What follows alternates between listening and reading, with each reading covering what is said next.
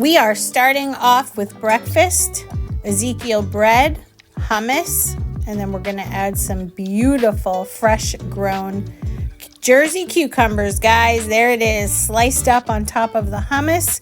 This is the hummus I buy from BJ's. It's by Well Sky. There is a little bit of oil in it, and that's what I had on hand, so that's what we're going to use. And next is this particular Ezekiel bread. I toasted it in the toaster before I made this beautiful breakfast sandwich, and this was completely filling until well in the late afternoon.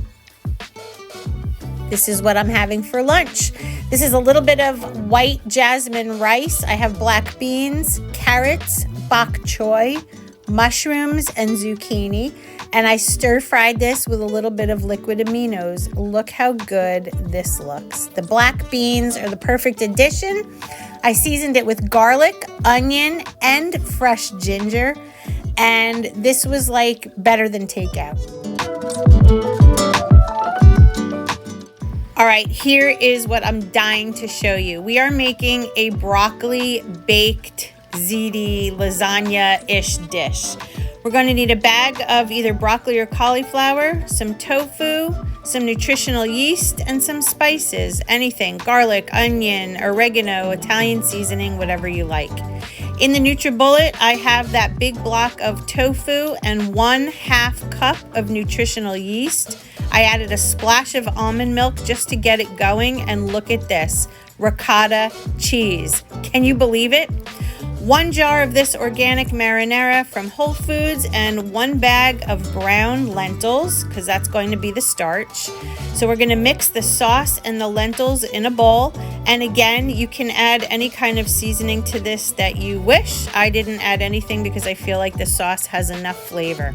So I'm mixing very well, incorporating the beans into the sauce, and then I'm going to pour it right on top of the broccoli.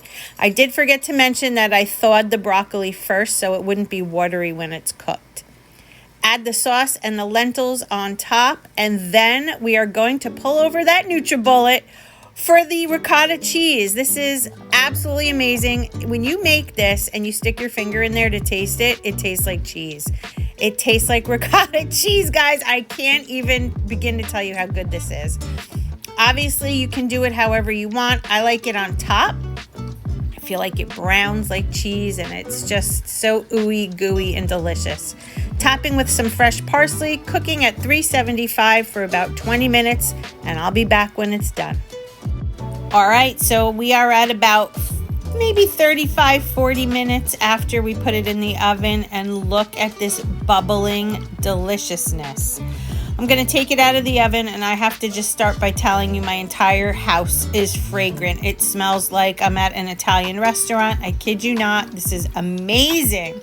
Now, you could serve this over any kind of pasta you want. You could use lentil pasta, you could use whole wheat pasta. For me, I'm just gonna put it in a bowl because it's a complete meal. We have our veggies, we have our protein, we have our starch. It's just perfection. There's no added oil, there's no dairy. Guys, please try this. When you take your fork and mix it up, the tofu and nutritional yeast mixture tastes exactly, you could close your eyes and would never know the difference, exactly like ricotta cheese.